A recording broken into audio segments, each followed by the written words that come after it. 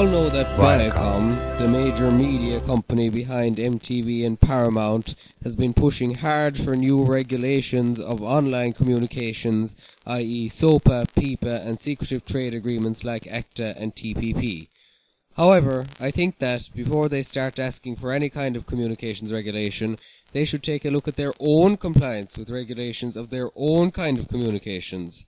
I'm not talking here about their hypocrisy in stealing YouTube videos while accusing YouTube of stealing their videos. I'm not even talking about the unrelenting promotion of copyright infringement and tools to do so by the CNET division of CBS, their sister company. I'm not talking about copyright at all here. I'm talking about simple violations of communications regulations in force in the United States. Exhibit A. Paramount Pictures' relationship with National Amusements. In 1994, Paramount Communications was acquired by the old Viacom, including Paramount Pictures, a major movie studio. As the old Viacom was a subsidiary of National Amusements, this practically made the movie studio a direct affiliate to National Amusements theatre chains. That's odd. After the Supreme Court ruling of United States versus Paramount Pictures Inc. in 1948, Paramount and the 7 other major studios had to divest themselves of their theatre chains on antitrust grounds. Now, studying this case more closely, it's possible to see that technically affiliation between a studio and a theatre chain isn't forbidden, but decrees were made that forced the studios to sell off their theatres, and the fact that the titular defendant happened to be the only one to eventually become affiliated with the theatre chain again strikes me as odd. To this day, Paramount Pictures continues to be owned by the new Viacom, still a subsidiary of National Amusements. Anyway, enough about that. Now, let's move on to Exhibit B, the CBS UPN connection. In 1941, the FCC passed regulations that effectively banned the owning of more than one network by a single company because NBC had been using its Blue network to smother competition against its more popular Red network.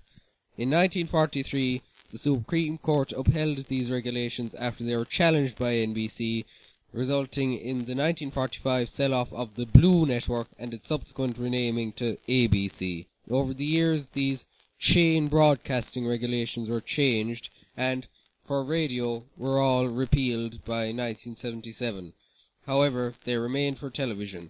In 1996, the regulation was relaxed so that TV network owners were allowed to start up a second network but not acquire an established one. And what did Viacom do? In 2000, despite already owning 50% of the United Paramount network, they merged with CBS Corporation, acquiring the CBS television network. But it's only 50%, you say. Well, I'm not familiar with the nitty-gritty of the regs, but shortly afterwards, Viacom bought out its partner's stake in UPN, so even if the earlier CBS acquisition wasn't a violation, this buyout certainly was.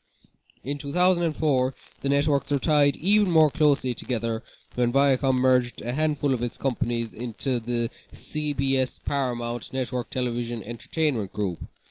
This went on until 2006, when CBS Corporation merged UPN with Time Warner's WB to form the joint venture known as the CW. As well as that, the O&O owned and operated stations of these networks in some areas became duopolies after the acquisition. They had an overlapping broadcast range and were owned by the same company. As it says on Wikipedia, this was the death knell for the FCC's rule that prohibited such duopolies. That's right, these duopolies were operated in brazen disregard for the anti-duopoly rule. Luckily, for Viacom at least, the next year the regulation was relaxed, with a few exceptions added. Still though, the corporation led the governing body, which sort of defeats the purpose of having regulators in the first place. But the new Viacom and their sister CBS still think that they can waltz into a new communication medium that they barely understand and demand crushing regs. We knew they were hypocrites, but I think this particular bit of hypocrisy fell below many people's radar.